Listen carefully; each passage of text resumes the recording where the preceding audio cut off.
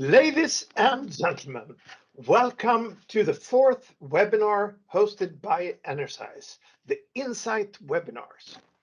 This is a webinar focused on energy optimization of industrial compressed air, but it will also touch on other related topics and trends.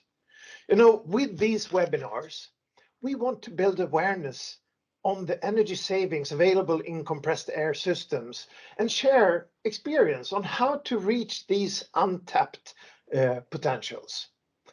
And instead, make a profitable contribution to the bottom line result, long-term sustainability, and an improved environment. There is a growing focus on the sustainability topics. And initiatives like the Paris Agreement, the United Nations Agenda 2030, and the recent COP26 are making an impact. So you can say the time is now. There has never been a better time to address energy optimization of industrial compressed air. When we met last time, we talked about entering an era of hyper-specialization, where companies and people are specializing to a degree not seen before, and where collaboration and integration between specialized pieces are building the solution in the bigger picture. Enersize develops a cloud software that analyzes big data from compressed air systems, and this is done because we have the sensor technology and IoT solutions that has made it cost efficient to get hold of real-time data. Utilizing off-the-shelf sensors and IoT, Enersize builds advanced analysis, reliable processes, and benchmarks. Instead of analyzing isolated parts of the compressed air system, we are quantifying energy efficiency in a holistic way to enable the full optimization potential, analyzing data from the compressors as well as the consumption of air through pneumatic equipment and machines. The benchmarks we create from big data can be turned into potentials of improvement. With a global network of partners that use our tools, we can bring energy efficiency and scope 2 carbon emission reductions to the industry and tap the global potential of energy savings. Our experience shows that as a result of an optimized compressed air system, we can also see quality improvement of the production system and output. For instance, increased uptime and lower scrap rates.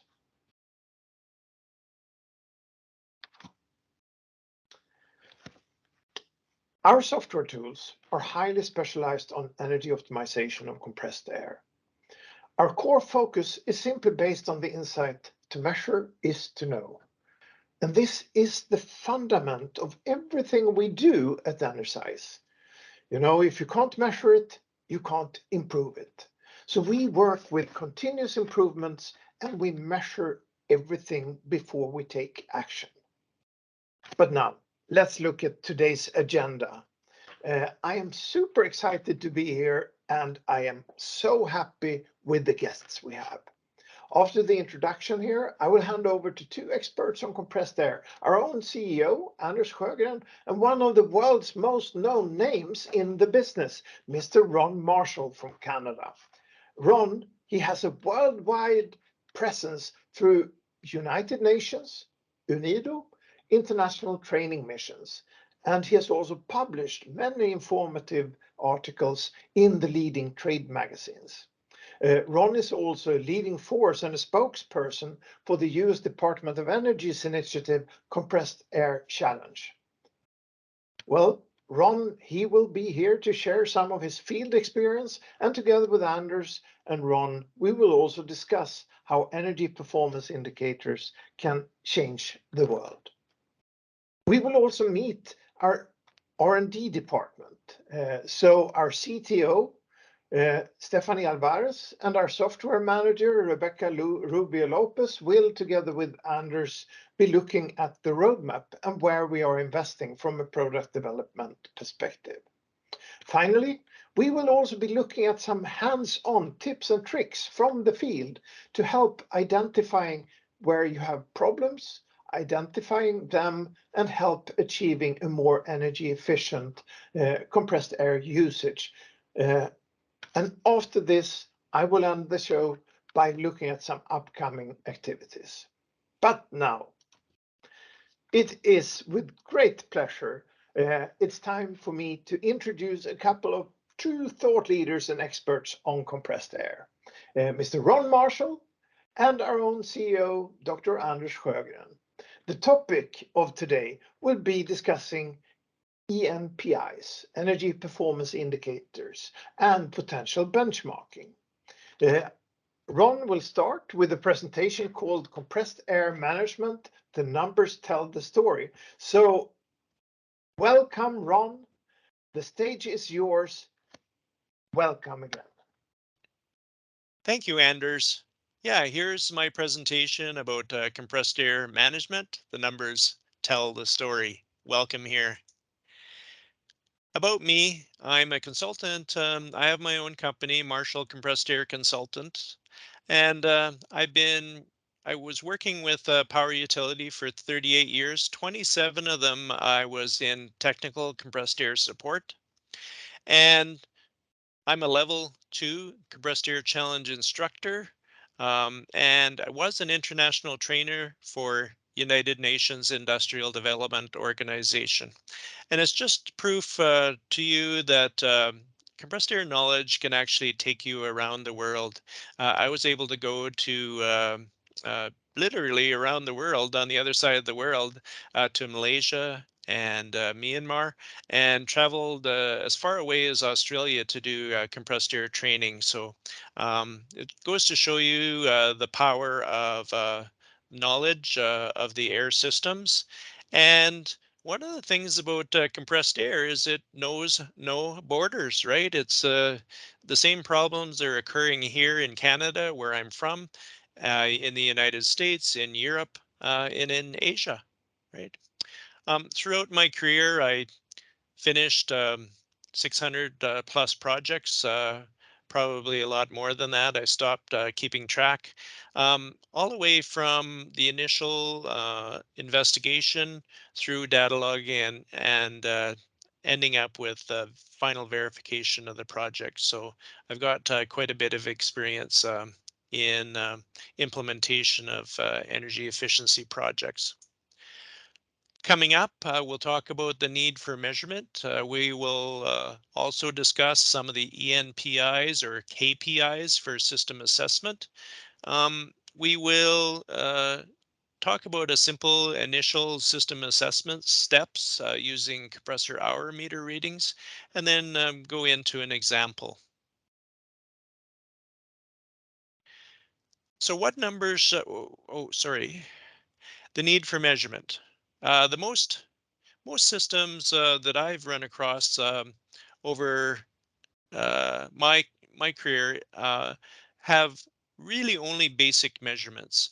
Uh, the systems will have pressure and temperature measurements, and really there won't be any energy or flow measurements. It's very rare to see energy and flow measurements in a plant. Um, and this means that the operators are running blind. They're often surprised by the costs that we calculate in doing the assessments. Um, it's not surprising that pressure readings will be around, because pressure is definitely the most important. That's why you have a compressed air system in the first place. But also very important is the cost of operation of the system. So when we're measuring, we're becoming more aware of what's happening on the system, how much air we're using, when, and that helps the operators, gives operators feedback. So when we're talking about KPIs, we're also talking about ENPIs. So in ISO 50001, ENPIs mean kind of the same as a key performance indicator. And like the old saying, Peter Drucker said, what gets measured gets managed. It's very important to measure things, measure systems, including compressed air systems, so that we can properly manage the systems, the costs, fix the problems, all kinds of things like that. So what numbers should we watch on an air system? Well, I like to take a look at the system specific power. That is the ratio of the system power consumption per unit output. In North America, we use kilowatts per 100 CFM. In Europe, Asia, we might use kilowatts per cubic meter or normal cubic meter. And the number means it's kind of like a gas mileage, right? Gas mileage. So I would take a look in my truck and I would see I would see liters per 100 kilometers. Um, Kind of the same with an air system. It's telling you the efficiency of the compressors and air dryers, right? How efficient you're producing the air. And that's pretty important to a system. Another number to look at would be specific energy consumption. We would just simply take the kilowatts consumed by the system and use it as an indicator, right? Um, Usually we take the measurement in a 1 week or 1 month period, and then we would multiply over and multiply 52 weeks, say, and calculate an annual consumption for the system, assuming that the system would be operating in the same way as when we measured it. A system can have really good specific power, but waste a lot of energy on the demand side. So this comes in to play when we're comparing the specific power with specific energy consumption. Also another number, percentage non-productive flow. So we would take the ratio of non-productive flow, that would be a flow happening during a shutdown of the plant or on the weekend or something like that if there's no production. And we would take that and divide it by our average flow, and we would see how great a proportion is, and it's basically telling us the demand side waste, right? What's being wasted out there in the plant. Sometimes it's difficult to get this number in places where there's no shutdowns. It's a continuous operation.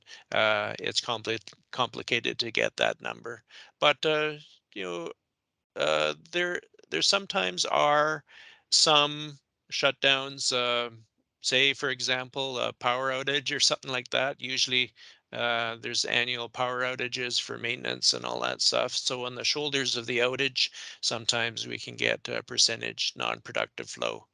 And then in some places where there's a high correlation between the compressed air use and the product output, we can calculate the kilowatt hours per unit output. For example, maybe kilowatt hours per 1,000 board feet in a sawmill or in a train sorting facility. We might calculate kilowatt hours compressed air consumption versus the number of cars, right? And then, so if that number changes in any way, we could go investigate why that's happening.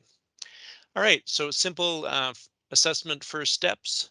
We might take a look at the compressor loaded versus running hours. So on compressor controls, modern compressor controls always track the loaded and running hours, and we can use those to track system efficiency.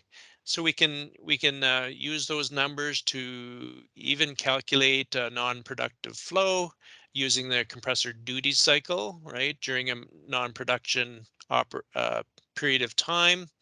And it's recommended to take the readings at one initial time, and then say over a week take the other another sample of the readings and subtract the readings. That gives you the current readings, where the compressor loaded versus running hours that shows up on the screen is actually the lifetime hours, right? So it doesn't have an adjustment for changes, right?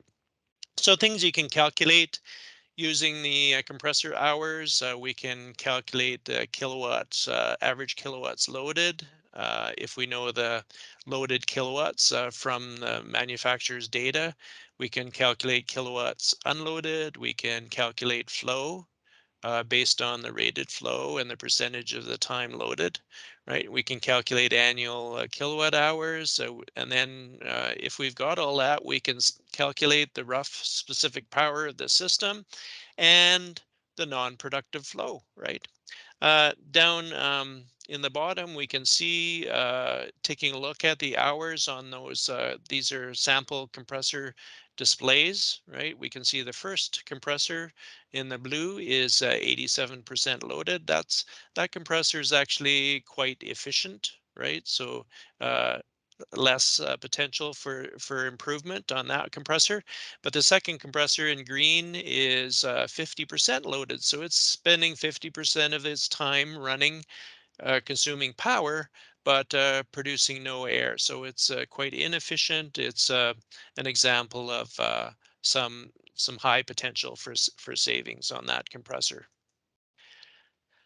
So what do we do for next steps? In If we look and we see we've got high system specific power, well, we would look at how the compressors and dryers are controlled. There's various ways to control the compressors. There's need for orchestration between compressors if there's multiple compressors. So we would take a look at how the compressors are being controlled, measure it over a period of time, and do some analysis. If we saw that we had high specific energy consumption, we would look at the specific power that makes a difference to this specific energy consumption, and we would measure for a period of time as well, and look for waste out in the system. Same with if we had high percentage non-productive flow, we would go looking for leaks, inappropriate uses, abandoned uses, find out what's consuming that energy when there's no production. And high specific energy, we would assess both the demand and the supply side by doing a system audit. I got an example of a tractor plant assessment. So this tractor plant has a couple of 160 kilowatt compressors. It's operating 24 hours, 7 days a week, but yet production is only 10 hours a day, 5 days a week. We measure the flow, so we can see the average flow is 17.7 cubic meters at 6.8 bar.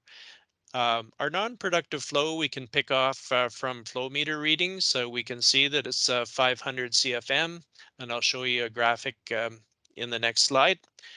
We measured our average compressor power, and then we can do the calculation of the first energy performance indicator. We can see this system is running at 27 kilowatts per 100 CFM, which is quite a high number for a compressed air system running at 98 psi.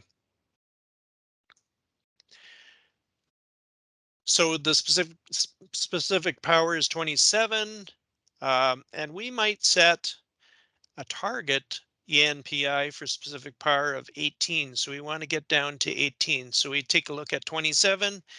We take a look at the compressor specifications. We can see that the compressor should be operating a lot less power per unit output.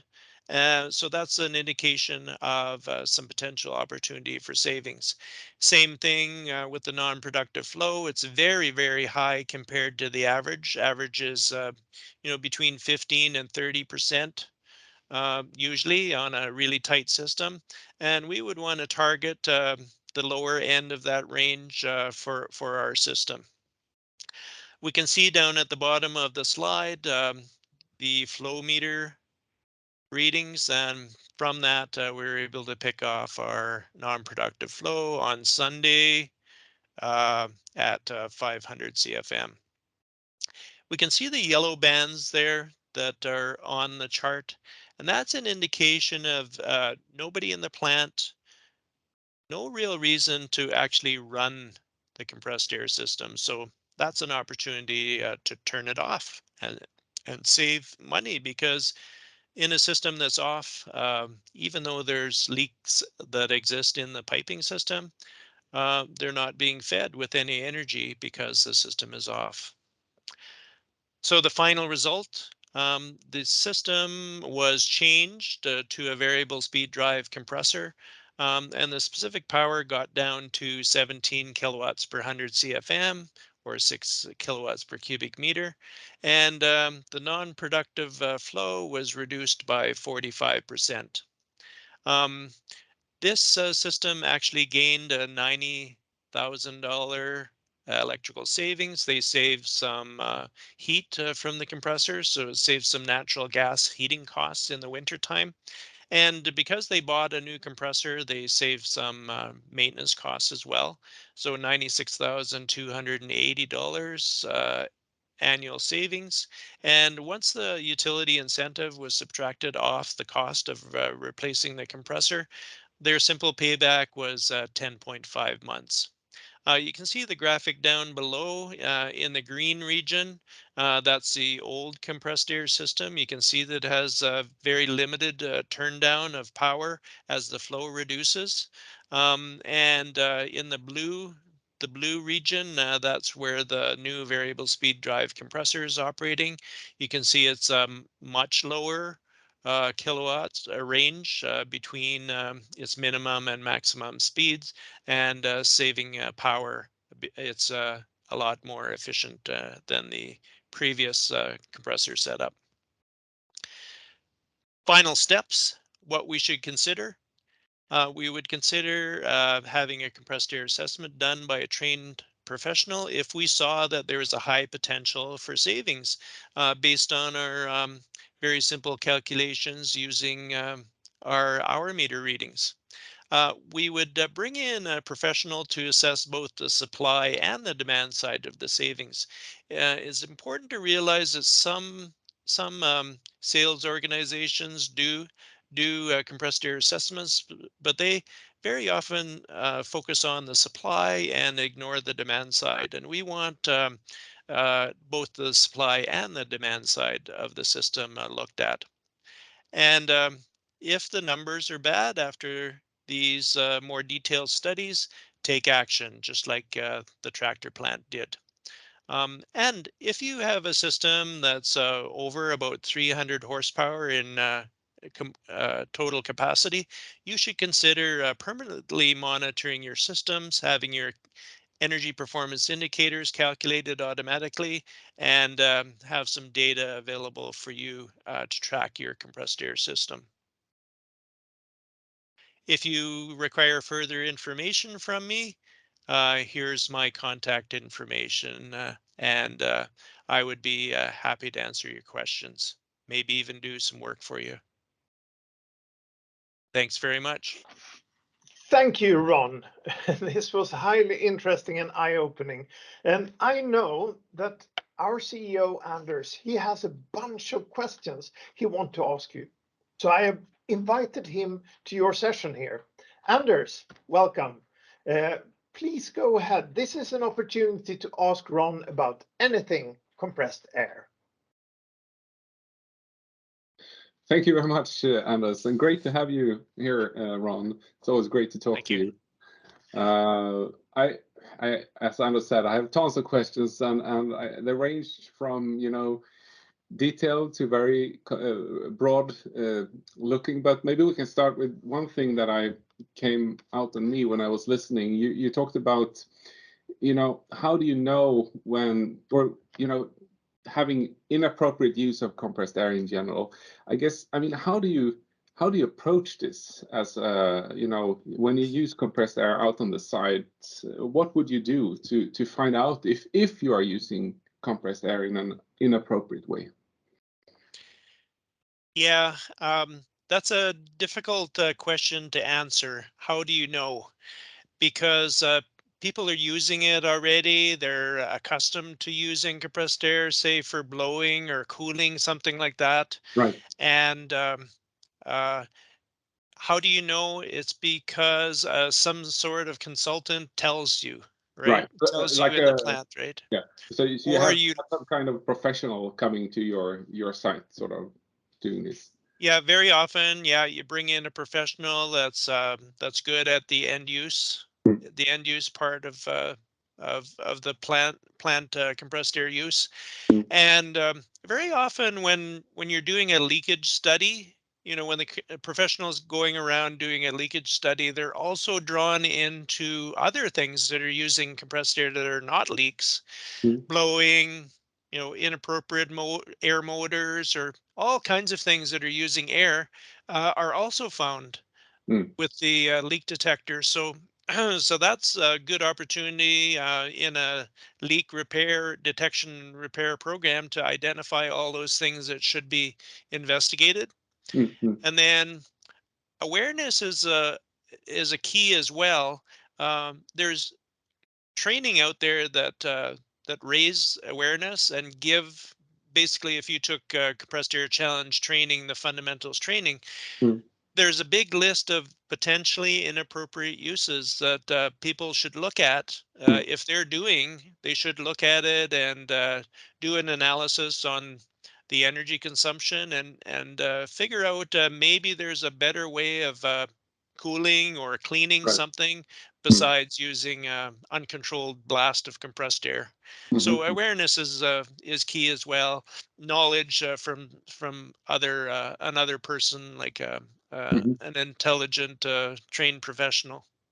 And would you say that, I mean, it's fair to say that you have like two types of applications. On one hand, you have maybe ready-made machines that the customer is using, or it might be like specific applications, maybe a cylinder that is, very important for some particular application, or a blowing application, as you said. Is it fair to split it up like that, do you think? Yeah, it's logical to split it up like that. Yeah, very often the inappropriate uses, the really wasteful ones, are things that are added to a process Hmm. by the people. They're having a problem with something, and they put in a blower to move a piece of paper or to direct a product Right. to a certain chute or something like that that never was designed in there before, right? Mm. And so that's something that's been added, in the blower nozzles and stuff like that. But the machines that come already designed with a certain cylinders and certain Right. pressure requirements, that's Mm. something different, and that takes more knowledge to be able to address that. And Mm. that's usually something that's quite risky, actually, to play with a critical production machine.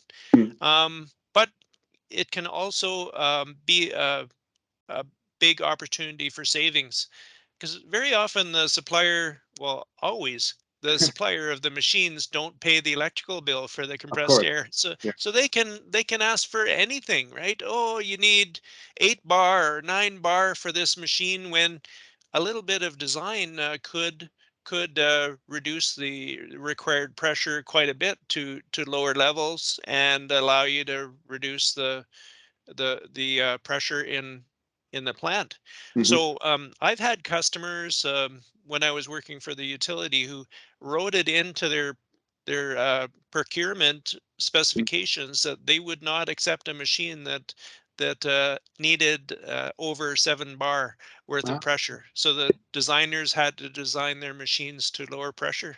I see. And I guess I've also heard stories that then when you order machines, they often leak even when they are new. And if you just put them into production, then they will stand there leaking for a long time, I guess, unless you have some kind of, qualifying action already in the beginning before you start using it. Is that something you recognize? Yeah, I found brand new plants with quite a few leaks. Yeah, sometimes it's just poorly installed components where sealant hasn't been put in, or things are loose, right? Or uh, a quite frequent poor performer is push lock connectors, right? With the plastic tubing pushes in and grabs, right? Mm. They're very often leaking as well. Yeah. Okay. So and then yeah, sometimes machines in their static position will be consuming compressed air, right? Mm. Mm. And in that case, what the user should do is wire in and plumb in a shut off valve so that they shut off the machine completely if it's not being used. I see. And I guess that would be a really good thing in general. I mean, if you're not running a part of a production line or maybe a complete production line, Yes. if you can shut it off, but I mean, is this a difficult thing to implement, even automate that so you don't forget turning it off? Or what do you think? Uh, it's more complicated, but it's not difficult, right? If you wire in an electrical valve with the stop Mm. Mm. switch when somebody pushes the stop button, it also shuts off the compressed air. Maybe there's a delay, Mm. of a few seconds or a few minutes, Yeah. and uh, isolating certain sections of the plant. There's companies that supply automatic valves that can Mm. be on a time base, right, Mm. or on a switch, right, Yeah. where uh, I've had a I had a customer where they isolated sections of their plant. They already had automation to turn their lights off, right? So if there's nobody in the plant, it if you went into an area of the plant, the lights all turned on, right? Mm. Mm. You can do the same thing with compressed air. You could tie the compressed air supply to the light switch, right? So Ah, if it's great. dark, Mm. then likely you don't need any compressed air, right? Right. And very easy to implement. Mm. And I think that's a great thing. And you also mentioned when you were speaking about, uh, how to incentivize people in general. And I've been thinking about, production operators, the people that are out there using the compressed air for various tasks. How do you see, I mean, is there any way to incentivize them to try to use compressed air in a more efficient way, do you think? It's hard when people get into a habit. Mm. They like to stay there, right? So Mm. I remember one maintenance guy. He wanted to change all his compressed air nozzles to Mm. more efficient nozzles for blowing. Mm. And so he did that on Friday afternoon, and then on Monday there's a mutiny. People were trying to bang down his door because he took away their blower nozzles and put Mm. these quiet things, right? They're so quiet, but Oh. the people didn't realize that they used less compressed air and less Mm. sound pollution in the plant, right? So it was actually to their benefit. Mm. So the reason they had a concern is because they weren't involved in the process. So Mm. that's very important to school your operators to make sure that they're aware of the high cost of compressed air, the things that can be wasting compressed air, um, and then what Ford Motor Company did was they formed teams and they had contests and all Mm. that stuff, Yeah. games. They kind of gamified uh, the reduction of compressed air, and they gave out jackets, company jackets, and they ribbons and all that stuff. People will. I think Napoleon was probably one of the first ones, right? I remember a quote about Napoleon where he says, "People will risk their lives just for a ribbon," right? Uh, to Yeah. lesser of a degree, they'll reduce their compressed air just to win a ribbon, right? Yeah. So if you gamify it, do something that's fun and of benefit to your employees, it's possible to reduce the wasting of compressed air. And I guess also tying those things to like specific energy, you were talking about board feet of lumber, for instance. If you could do that, I guess that would help also. That's right, and that's more in the management part of it, right? The managers, they're always wanting to certain percentages off the cost of their product, right? It goes right to the bottom line, right? If you reduce the cost of the product, it goes right to profits. Um, and so, yeah, if you've got a number that you can use, and you implement a project, you see how it changes the number. That's a pretty powerful thing for the managers, and that allows them to loosen up the budget and maybe spend some real money, in optimizing their compressed air system and monitoring it on a continuous basis. And I mean, if we look at the industry generally, do you think there are KPIs to motivate the industry to improve the energy efficiency of compressed air? And how would you go about that, do you think? Could we create benchmarks and stuff like that? Or what do you think is the best way? Yeah, it's possible to benchmark. If you're a company that has a big database of various companies in the same business, right? Mhm. Sorted over here in North America, we call them the SIC classification by industry type. And you can put the numbers on a scatter plot and see if the company that you're looking at is an outlier, right? Yeah. Are they spending more money on compressed air than everybody else? And if they are, that's a good motivator for them to see that they're wasting all kinds of energy compared to their competitors. Yeah. And it's pretty powerful to show the results after a project, say. Yeah, and I guess that ties back to where we started, like the applications of air. If you have very pneumatic intensive production in one site and another one is less, I mean, you would ask questions, I guess, if you saw that in those kinds of benchmarks. I think this is great, and thank you again very much, Ron, for attending this webinar, and I hope to see you again soon. Hope to see you as well. Talk to you Thank later, you. Anders. Well, thank you, Ron, and thank you, Anders. It is amazing how much experience that you both have with energy optimization of industrial compressed air. It is a real fast track to energy savings, and I love listening to the examples you share. Thanks. But now, let's look at how Enersize is developing our products to support our customers. I will ask Anders to stay on the stage and introduce us to the next generation of compressed air services. Anders, next generation, this sounds exciting. What is our research and development team working on at the moment? Great, thank you, Anders. Now let's look at what Enersize is doing with the expertise that we have. Our task is to become the global champion of compressed air efficiency software, which means we are focusing on cloud software and the solutions around it. Even if compressed air has been around as an energy medium for almost 200 years, there is a lot of work to be done to shape the tools that can assist the global industry to tap the huge potential for energy savings and carbon reductions in industrial compressed air. We are talking about savings of up to 500 terawatt hours per year, corresponding to the energy consumption of about 150 million average households. To support our mission, one key milestone this year is the launch of Generation 2 of our SaaS solution, Compressed Air Services. Sensors and IoT solution on the shop floor communicate through a standardized application protocol interface and API to the Energize compressed air services in the cloud. Stephanie will talk more about this later. The users interact with the cloud through devices that connect to the REST APIs.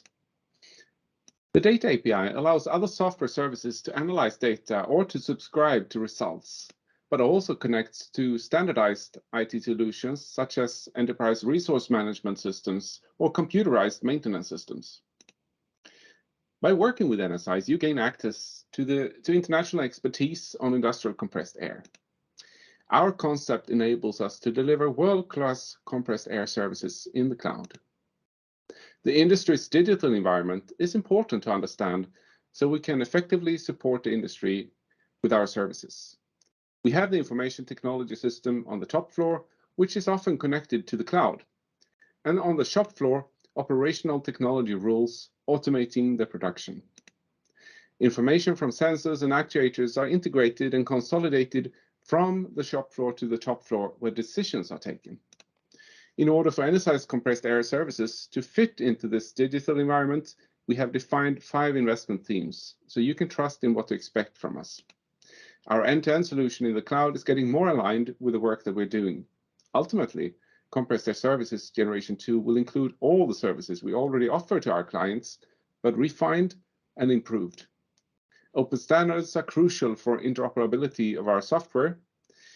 And of course, we need a good user experience. It always guides us in our development. Automation is done as far as possible to streamline the user workflows. And finally, the software is being developed with localization in mind, so that no matter which country you're from, you will be able to read information in your language. Now, let's look at how compressed air services works for you. Enersize works through partners that utilize our software and expertise to deliver energy efficiency to their customers. In compressed air services, partners create new customer accounts, and the customer is able to use standardized templates for online information input, something that Rebecca and Stephanie will talk more about later. The information is distilled and quality assured by Enersize experts and sent to the partner to prepare for the on-site work. In this way, nobody even needs to visit the customer to collect the necessary information, and this saves time and resources. In the next step, we want to quickly gain insight into the customer's compressed air system. Equipped with good information, the partner technician goes on site to the customer to do temporary installation of mobile battery-driven loggers. These loggers are put up while production is running. Data is acquired for 2 weeks and then sent to Energize Cloud, where Energize analyze and report back findings on energy saving potentials and operational issues. The whole process only takes about 3 to 4 weeks. The whole point, of course, of getting insights is to do something about issues that are found. Energize business model is built around recurring revenues, as we know that getting to a situation where the compressed air system is fully under control and where you can predict maintenance, it all takes time. Data is continuously sent from the customer site to Energize, and our experts in software analyze the data and generate some consolidated information and notifies on deviations from normal. Energize suggests actions to be taken. Based on the suggestions, partner technicians go on site to do improvements or to meet with the customer to train them. In cases where there are no best practices, Energize experts will become directly involved and support the partner in carrying out these improvements. I mentioned that we work with open APIs. One such is the communication from the customer side to the cloud. We have a standardized IoT solution for this, but if you have your own solution, such as an OPC server as Kepware, you can choose to send information to our cloud through our open API. And integrating with operational technology in general is very important, as it allows us to correlate usage of compressed air with production output. Furthermore, we aim to develop APIs to integrate into the customer site with enterprise resource management systems and computerized maintenance systems. Some of our partners want to integrate compressed air services in their own energy management systems. A partner might, for instance, have an energy management system for optimization of HVAC equipment, but they want to work with the energy efficiency of compressed air. Then integration with compressed air services enable them to provide this extended service to their customers. Compressed air services generation 2 will be a fully integrated end-to-end portfolio for energy optimization of industrial compressed air. And if you want to become an early adopter to this software, please just reach out. In fact, we've already started developing generation 2. And so, Rebecca, would you please take over and present the latest lab release of the customer and partner portal? Thank you, Anders. Hi, everyone. And yes, today I will explain some of the new features that the R&D team at Energize have developed for our customer and partner portal.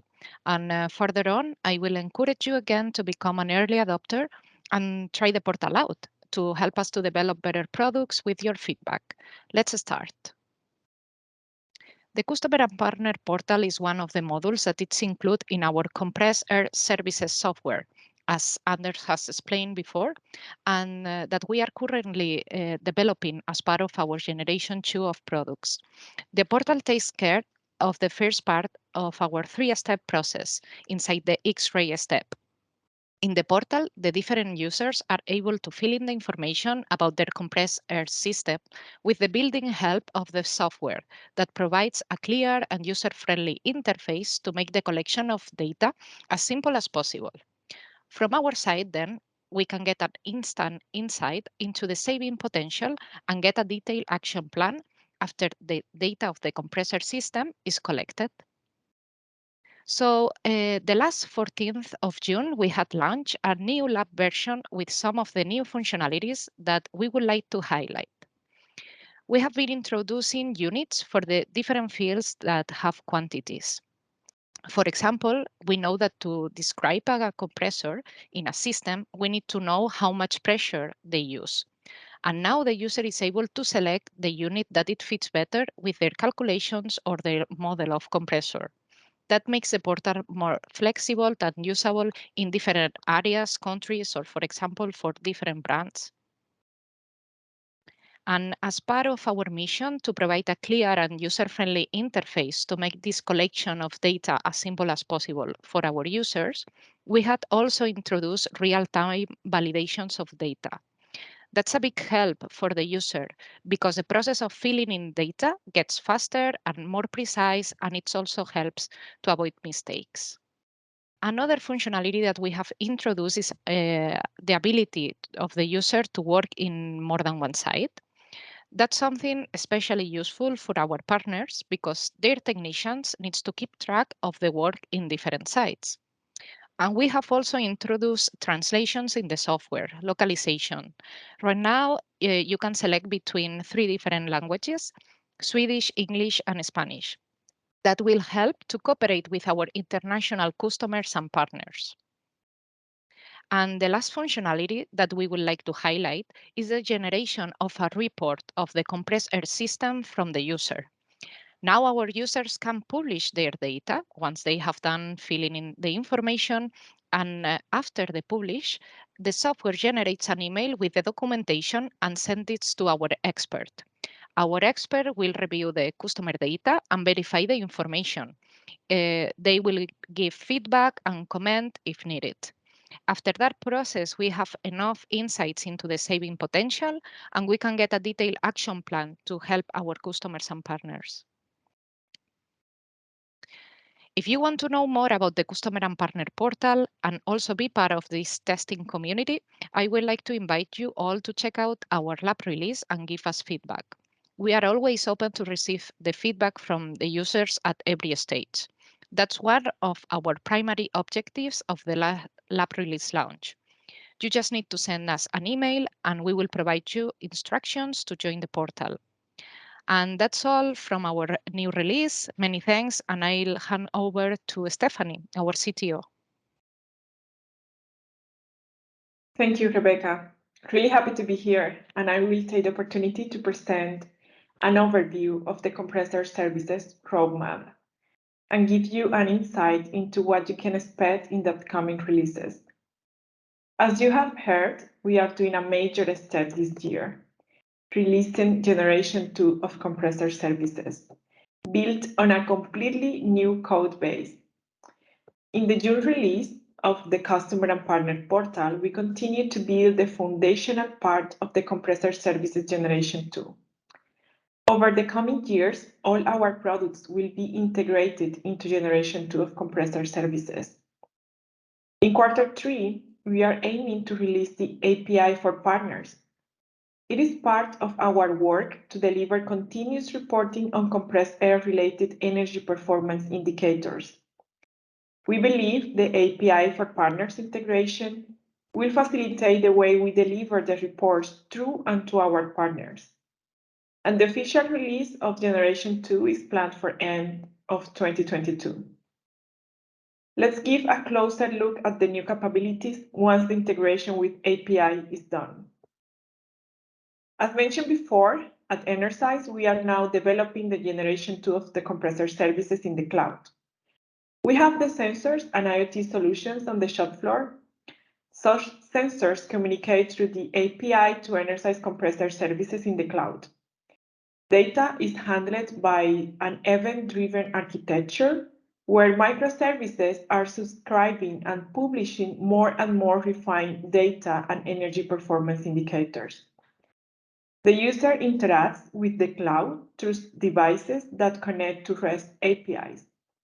And therefore, the data API is important so to allow other software services to analyze data or subscribe to results, as it is the case of integrating our compressor services into broader energy optimization platforms. In this regard, Enersize has already signed a letter of intent with Chinese Aquila Information Systems. Aquila will start the Enersize partner onboarding process, and the intention is to sign a partnership agreement where the parent company Aiden Group will deliver the energy efficiency services to the Chinese and Asia Pacific markets. Looking at what it is highlighted, this is the core of the event-driven architecture. An event is defined as anything happening such as change in a state. Event-driven architecture ensures that when an event occurs, information about that event is sent to all of the systems and people that need it. In Energize, we believe that this technology will ensure our services' responsiveness, scalability, and agility. These advantages are especially relevant in use cases where a single change can have huge consequences.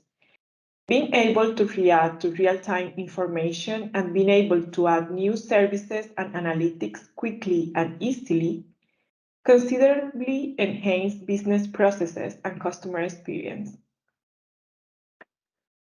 Another important aspect of the second generation of compressor services is the capacity to integrate both operational technology and information technology.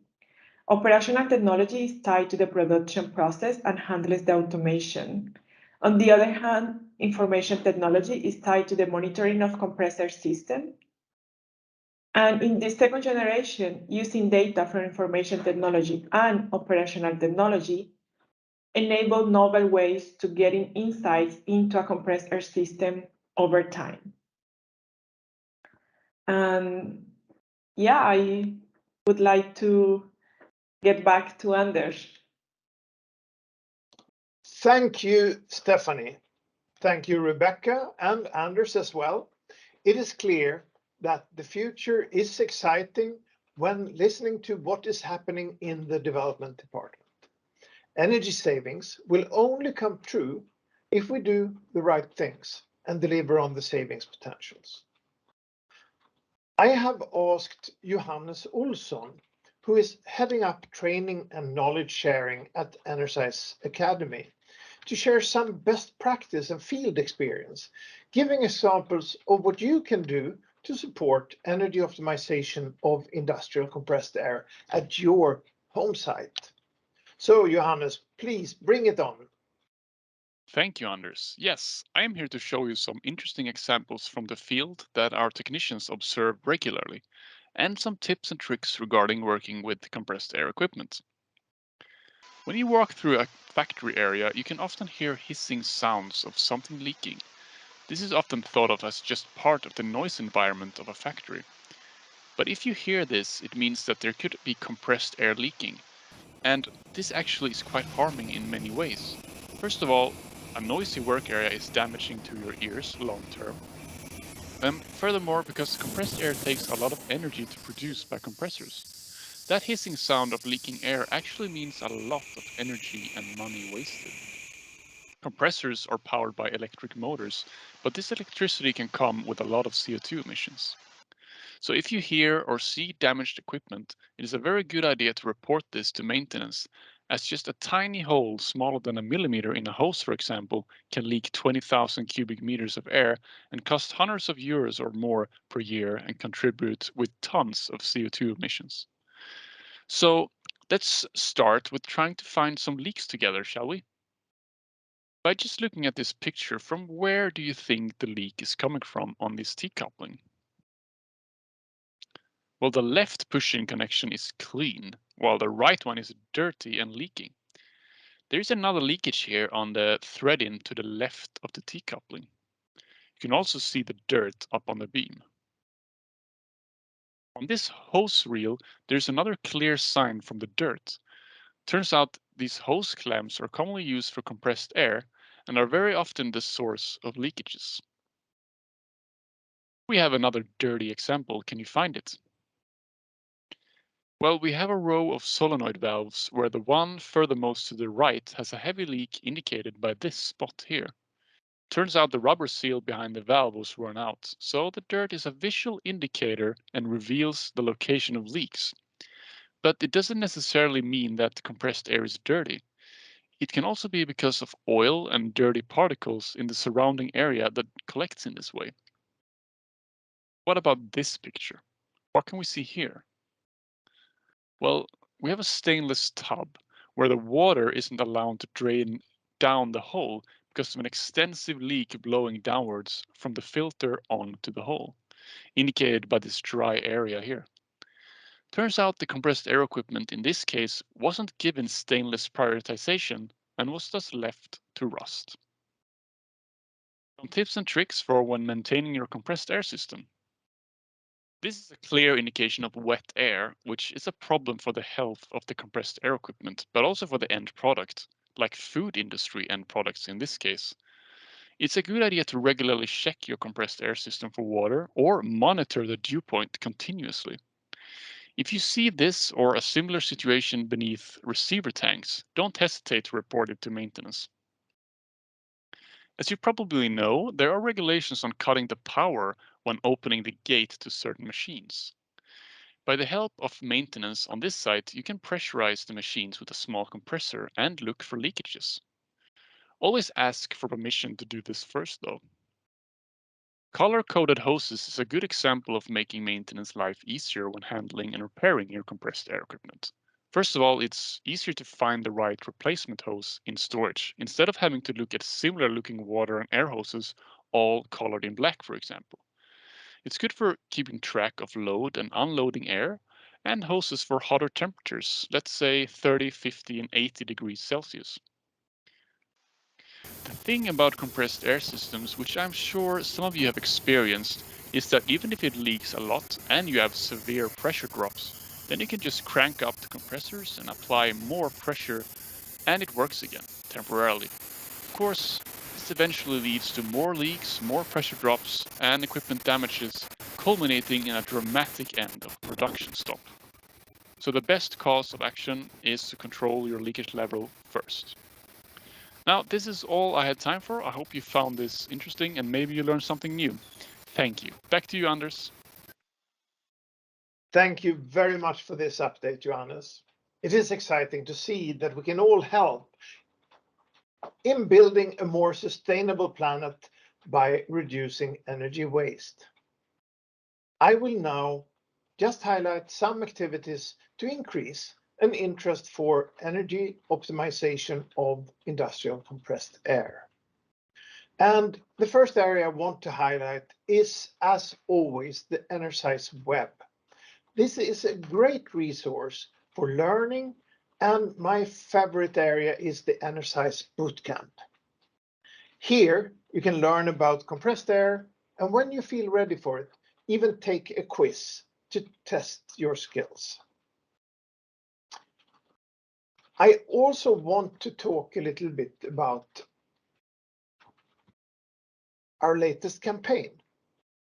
We call it the C-level campaign, but we have different chapters for CFOs, for sustainability managers, and upcoming also production and maintenance. But at the moment, we are focused on the sustainability managers. So please just go in on energize.com/sustainability manager, and you will find a lot of information and case studies and shared experience that is specifically aimed for sustainability managers, and even an article written by Dr. Elvira Rakova, who is an expert nowadays working in Italy together with the machine builders. If you have an interest in these topics, you should, of course, sign up to our newsletter. You can do that on the web. And the most recent newsletter came out just a couple of weeks ago. And the next one, after a summer stop, will come out by August 23rd. All the newsletters are available on the web, so you can read them and deep dive into the knowledge sharing from them. We have talked about the collaboration lab as a way of working close to customers in the development of our tools and services. And the Insight webinars that you just listened into is part of that. So I want to thank you all for taking part in this webinar. The next one is planned for the 20th and 21st of September. And until then, stay safe and have a wonderful life. Thank you.